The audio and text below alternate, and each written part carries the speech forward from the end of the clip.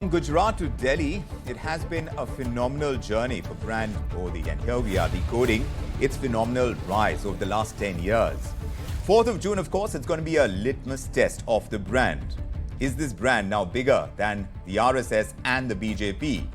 The astute politician that Modi is, we're also assessing how good he has been as a marketeer and someone who understands the brand and the importance of creating it and sustaining it and growing it over a period of time. Let's discuss this. Image Guru, Dilip Cherian with us, and the CEO of Future Brand, Santosh Desai, also joining us this evening on India Tonight. Gentlemen, thank you for making the time to discuss an important subject like brand Modi. Mr. Desai, your principal area of interest, it lies in studying the relationship between culture and brands.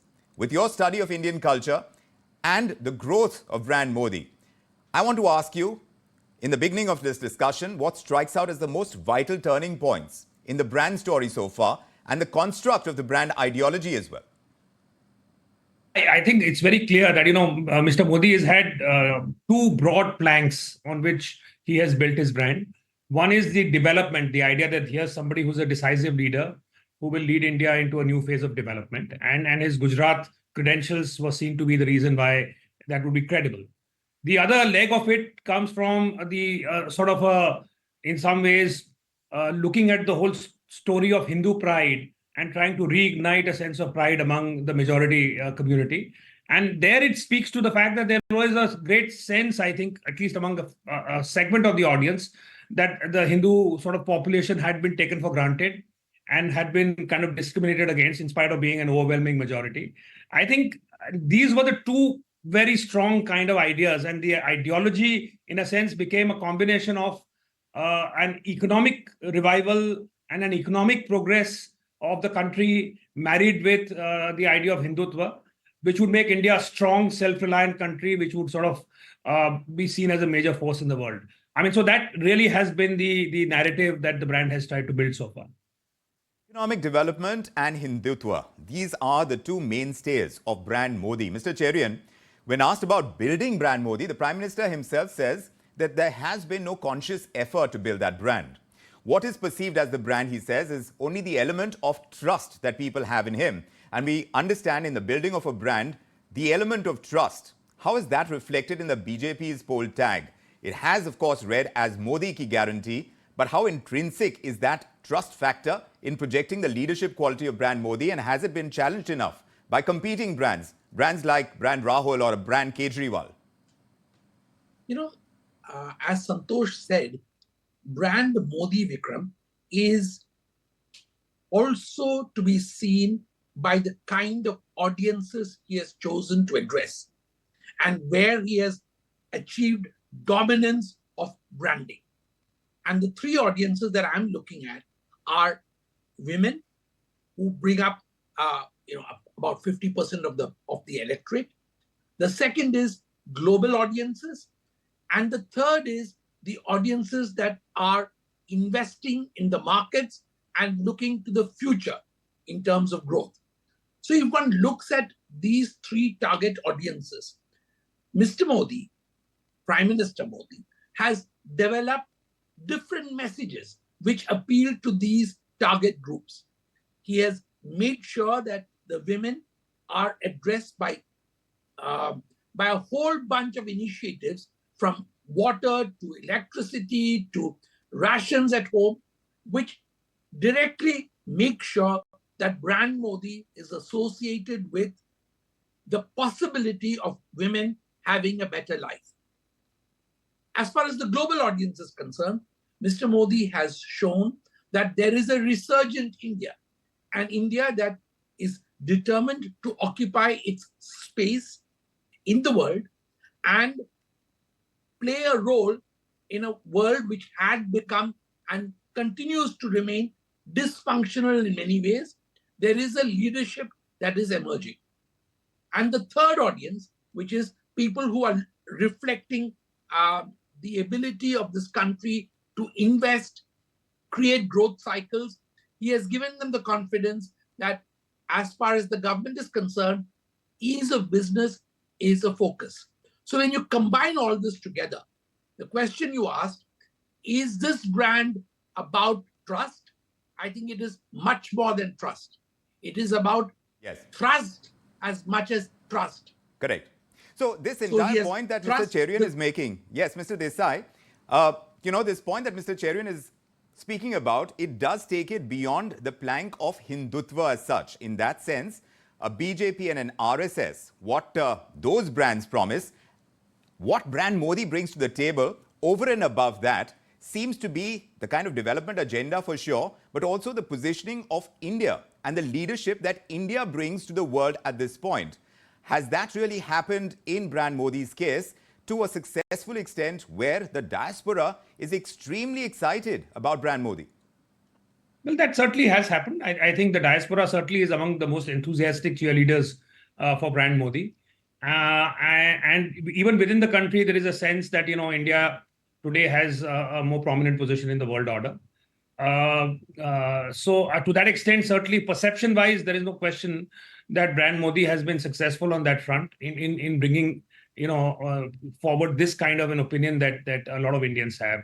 And certainly the diaspora, I think, in particular, I think has felt kind of vindicated and has felt heard. And I think that's an important part, therefore, of Mr. Modi's appeal outside.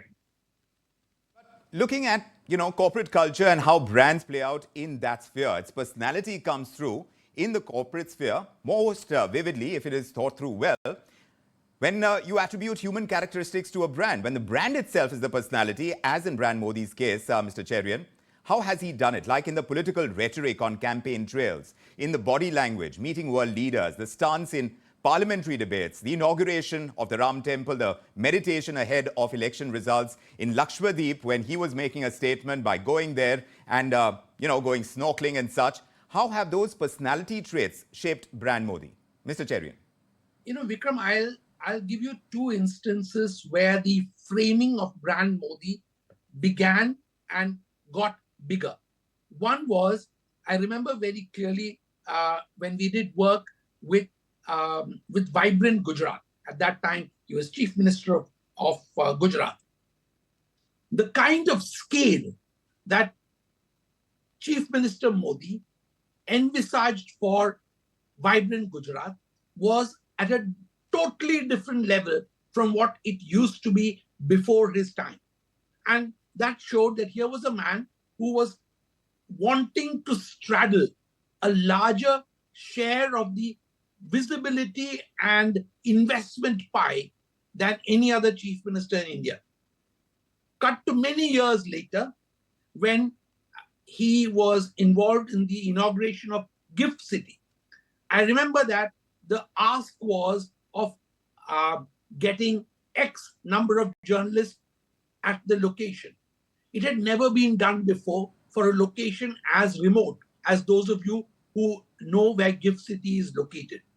Now, I think that in the building of brand Modi, in the conflating of his image with that of his actions and all the things that he does, he has always been one who creates the kind of scale which then becomes a mountain too high to climb for anyone else in the competition. Right. Scale so is whether important. the competition is external, like a Rahul or a Sharad Pawar, or internal, Right. he is so far ahead of the competition Right. that nobody seems to be able to attain that. Correct. And that kind of scale is as crucial in building of a brand, and there has been a marked distance between the closest competition and Modi. But of course, where we are talking about India, Mr. Desai, the audience is wide, it's varied, it's diverse. The electorate has more colors in the palette than anyone can imagine among our peer developing economies for sure. So obviously the brand positioning matters most to have this unifying effect of the brand on its audience. Talk to us about the positioning of the brand, how it's adapted to the pulse of the nation through 2014, 19, and now in 2024. I certainly think, I'll build on what Dilip has said earlier about the fact that he has addressed different constituencies. And in terms of his armory, there is, apart from Hindutva and apart from economic development, there is also a whole welfare package and a whole set of steps that specifically improve the lives of people. There is a change that the focus on infrastructure that has also helped him sort of build that sense today. So there is, I think it's a whole package of moves. I mean, it is not simply one or the other. I think there is a recognition of the fact that there are many different audiences. All of them have different needs and they need to be catered to. He is not always successful. Let me also, add to the fact that there are parts of it.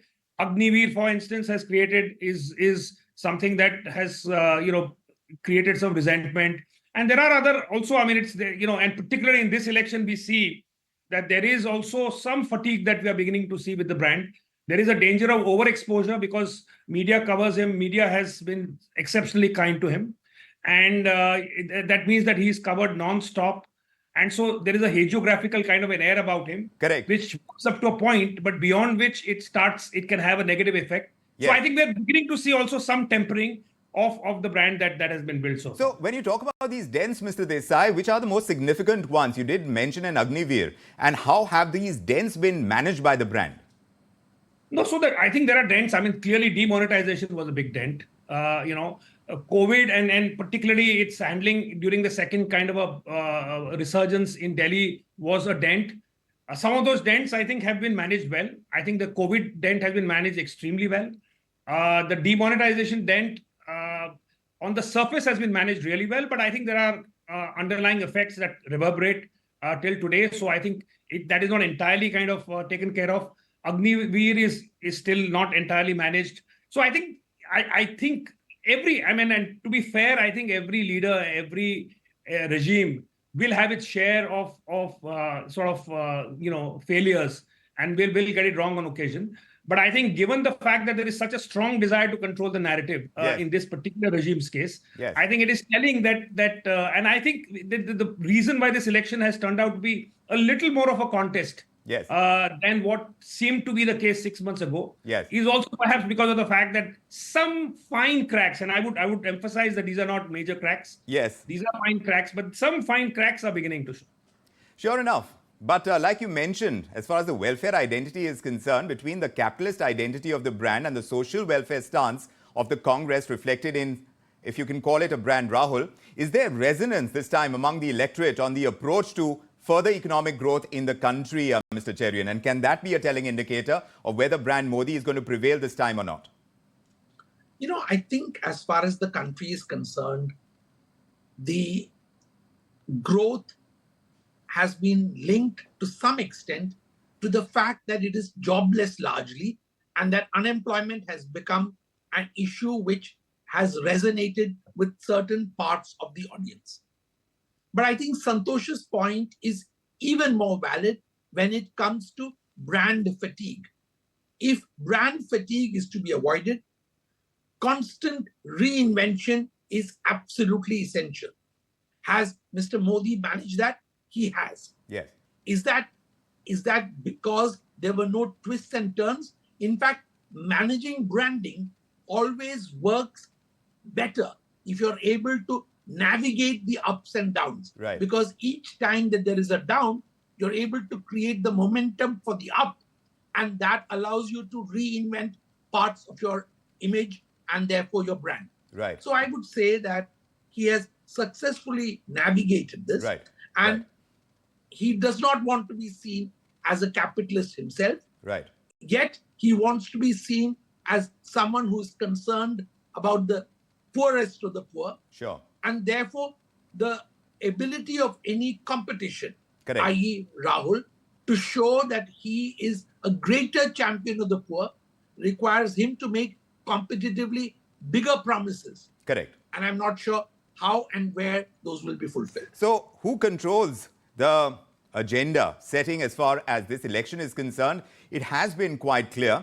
But yes, the competition has been biting at the heels of brand Modi. In an interview, the political strategist Prashant Kishore has said that brand Modi is not being challenged in 2024 as much by the opposition as it is by the people, who he says have realized that brand Modi is not invincible.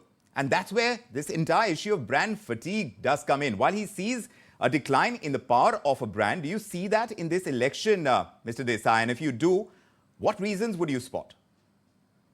There is certainly, we are beginning to see, at least for the first time, some challenge to the brand, which was largely unchallenged so far. Still now, in the last 10 years, we've had a situation where where the brand kind of strode like a colossus over the Indian landscape. And I think now we are beginning to see some pushback. And I think part of the reason is as Prashant Kishore said, people. But I think the other part which must be acknowledged is not the mainstream media, but it is the whole what we are seeing in terms of social media and the voices on social media, which seem to be echoing the sentiments of a section of people. So I think that is one reason why there is a challenge. The other, as Dilip pointed to, unemployment. I think that is a real issue. I mean, that is something that is not a conceptual issue. It is something that affects the lives of people. So that the fact that there has been jobless growth would create therefore conditions where there is some discontent, and I think we are seeing that. But I think over and above that, I think when a brand is all pervasive, and where there is no other voice that is seen in a country which is pluralistic like India, which is multiple, which is fragmented, fundamentally that can create unease, that can create a sense of maybe this is too much. And I think there may be a nagging feeling among, I don't know how large that group is. Only on the 4th of June we'll find out how big that group is. It might be tiny, but there is, I think, the beginning of that nagging sense. Correct. That perhaps this is too much. There is just too much sort of a role that a single individual has, right. And perhaps there is time for a little more evenness in things. So that is my hypothesis. Right. So if that is the case, indeed, if that is to be considered as an underlying kind of sentiment in this election, Mr. Cherian, by setting up this 400 par target, this 400 par target that has been set by brand Modi, has he placed himself in a slightly, well, one would want to say, in a position which would make him seem invincible when you target something as high as that? Vikram, as someone who's sat on the boards of companies, some of which have had invincible market shares, one realizes that part of the reason for a 400 par kind of thing is to inspire the ground troops to achieving even greater heights than were considered feasible before.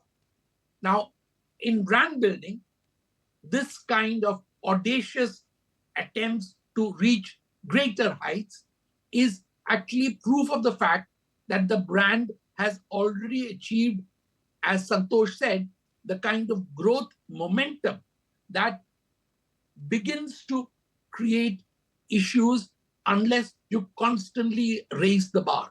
And I think that is what Mr. Modi and his team have been doing by talking about a number that looks huge and unachievable. Are they setting themselves up for making the teams work harder, or are they setting themselves up to be compared to what they had promised? That's a very crucial question, Mr. Desai. How do you view it, this 400 par target that has been set? What does that say about brand Modi? And you did mention that, in this discussion, we talked about how certain lows are used to gather more momentum for higher highs. Is that what is happening with the 400 par target? No, I think, like Dilip said, I think part of the reason, of course, is to fire up the troops, is to give them something that is audacious, something that feels dominant, and therefore, because what happens after a point, to get strength is difficult, but to maintain strength is even more difficult. And I think what actually Mr. Modi has been excellent at is in maintaining dominance and strength. And I think this is part of that plan. But there is a flip side to it also, which is the fact that when you create that, there are fears that can get created about whether there is a desire to change the constitution. There are fears that can get created about, and in a sense, it can also not just galvanize your own troops, but also galvanize the opposition. It is a bet that you take as to whether that something like that works for you or it doesn't. I think, given his track record of looking at big scale, of not being afraid of ambition, of being audacious always, I think it is in line with the brand to sort of aim this high. What the consequences of that are something that one doesn't know, and we'll see how it plays out. Cherian as well, what are the upsides and downsides of a bigger brand Modi if indeed we are able to achieve anywhere close to the targets that have been set now by brand Modi himself? And how does it take this brand ahead of a BJP or an RSS even? Mr. Cherian. Who is this for, Vikram? Mr. Cherian, please go ahead. Okay. I think that the process that has been followed this time is that there has been enough research to show that as far as the voter is concerned, she or he wants to see an individual as the brand. So organizational structures have had to play second fiddle because we are now living, as Santosh said, in a world of social media where social media dominance is based on individual prominence. So you are really saying that you want to project an individual because that is the way that you will get the followers you want, i.e. the voters to get to the booth and vote for you. So it is a tactic which may be criticized because it does not include in its primacy other organizations which are an integral part of the individual.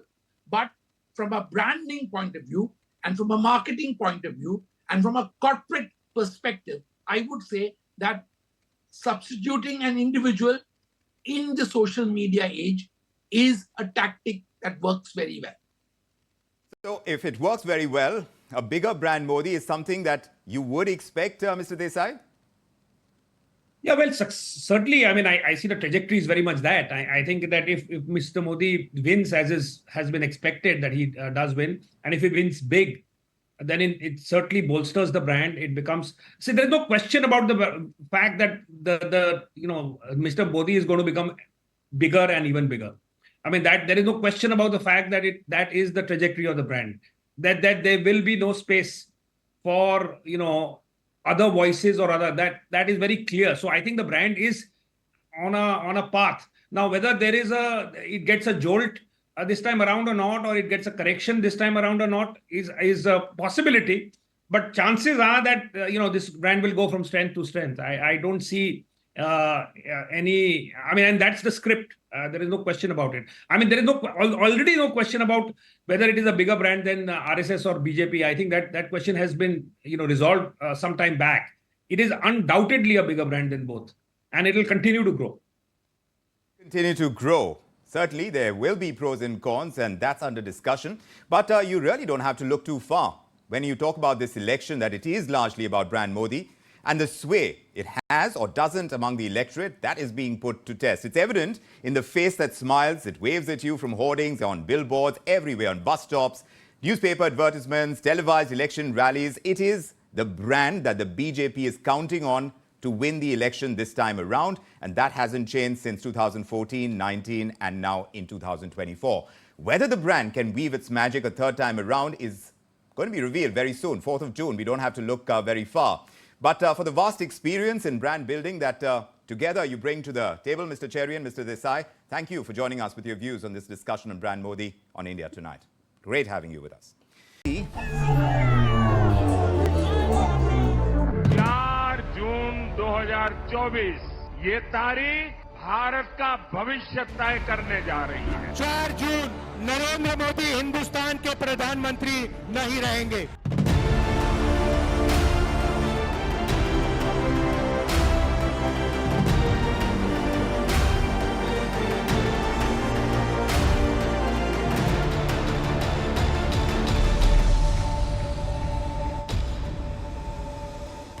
If you like this video, then like, share and subscribe to ET Now.